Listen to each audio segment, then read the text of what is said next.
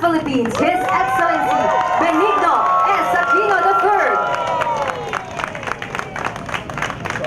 III. Ladies and gentlemen, distinguished dignitaries and guests, welcome to the formal inauguration of the expansion project of CEMEX Philippines. We are extremely honored by the President's presence at the ceremonial inauguration of the expansion project of CEMEX Philippines here in Barangay Tinaan, Naga City, Cebu. The expansion project is the biggest investment CEMEX has made globally in 2014. This facility has increased the capacity of Apple plant to 1.5 million metric tons per year, representing an additional 40% increase in the total capacity of CEMEX. At this point, may we now request CEMEX Philippines Mr.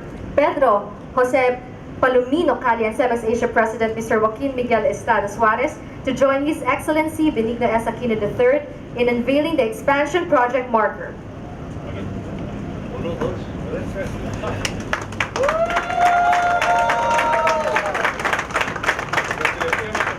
Thank you very much, President. Welcome, Mr. Mayor. Welcome,